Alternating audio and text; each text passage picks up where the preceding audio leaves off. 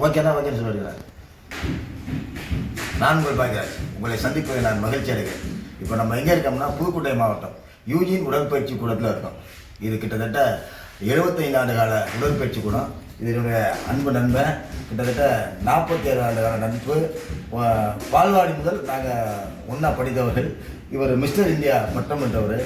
தமிழ்நாட்டில் பல பதக்கங்களை ஆணர்கள் போட்டியில் வெற்றி பெற்றிருக்கிறார். இவர் தற்போது புதுக்கோட்டை மாவட்டம் யூஜின் உடற்பயிற்சி கூடத்தை நடத்தி வருகிறார். இந்த மாவட்டத்தில் இருக்கின்ற மாணவர்கள், இளைஞர்கள் இவர் போன்ற ஒரு பயிற்சியாளரை பயன்படுத்தி உடற்பயிற்சி கூடத்தில் உடற்பயிற்சி செய்து தன்னுடைய உடலையும் பாதுகாக்கணும். அந்த உடற்பயிற்சினால நல்ல வேலை வாய்ப்புகளை மாணவர்கள் பெற்றுக்கொள்ளணும்.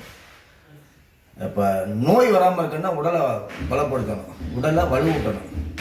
இது ரெண்டுமே செய்யாட்டினா மருத்துவத்தை நம்ம சம்பாதிக்கிற பணமெல்லாம் கொண்டு போகணும். அதான் விஷயம். இப்போ உடற்பயிற்சிக்காக செய்ய வேண்டிய வயதில் ஓய்வு எடுக்கிறது, பணத்தை தேடி ஓடுறது, பணம்னு பணத்தை தேடி ஓடுறான், பணத்தை சம்பாதிச்சிட்றான். சம்பாதித்த பிறகு உடல் முழுவதும் பொழுதறிஞ்சு போயிடும், உடல் உறுப்புகள் பழுதறிஞ்சு போயிடும் உடற்பயிற்சி செய்யறதுனால.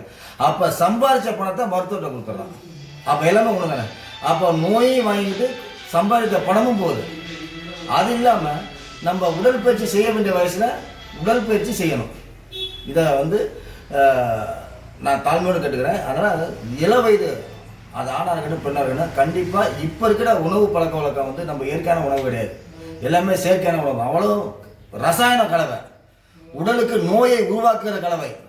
இன்றைய உணவுகள் அனைத்துமே நோயை உருவாக்கக்கூடிய மருத்துவத்துடன் உணவை நம்ம கொடுக்குறோம். ஏன்னா நோயை உருவாக்குனா தான் கார்பரேட் மருத்துவ மாஃபியா, அவன் மருந்தை விற்பனை செய்ய முடியும்.